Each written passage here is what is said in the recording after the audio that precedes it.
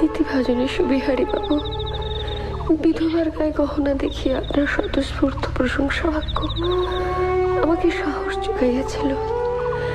নিজের অজান্তে কখন যে সে সাহস দুঃসাহসে পরিণত হইয়াছে এবং আপনার কাছে হতভাগিনীকে টানিয়ে আনিয়াছে, তা সত্যি আমার অগোচর। নিজের ভেতরে সেই সাহসের উৎসকে খুঁজিতে গিয়া বারংবার ভুল করিয়াছি। একবারের মতো অন্তত ঠিক করিবার জন্য আপনার কাছে পৌঁছাইয়াছিলাম।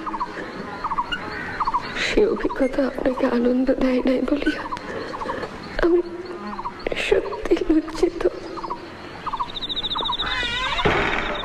সমাজে আমার 3টি পরিচয়: বিধবা, মেম সাহেব এবং যুবতী। সতই এই 3 পরিচয়ের আড়ালে আমার আসল পরিচয় ঢাকা পড়িয়া থাকে।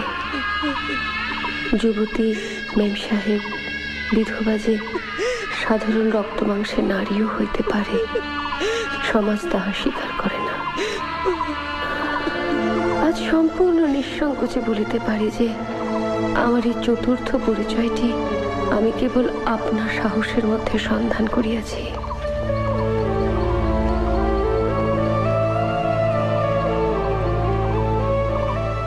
সংসার অনভিজ্ঞা আশা শুধুমাত্র সরলা এবং কাশীবাসিনী বলিয়াই আপনার অনুকম্পার অধিকারিণী। প্রথম 2টি বৈশিষ্ট্য আর এ জন্মে ফিরিয়া পাইব না, নইলে জন্ম জন্মান্তর বারাণসীর কোনো ঘাটে আপনার প্রতীক্ষা করিতাম।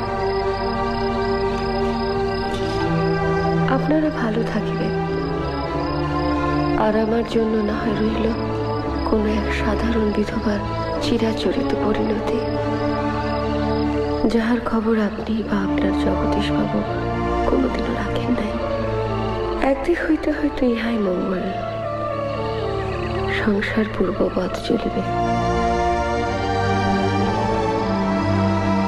আমি জানি আপনি নাস্তিক, তবু যদি কখনো কোনো মহান সত্যকে বিশ্বাস করিয়া থাকেন, দয়া করিয়া প্রার্থনা করবেন যে পরের জন্মে যেন অন্তত আপনার যোগ্য হইবার মতো জীবন পায়। ক্ষমা প্রার্থিনী, বিনোদিনী।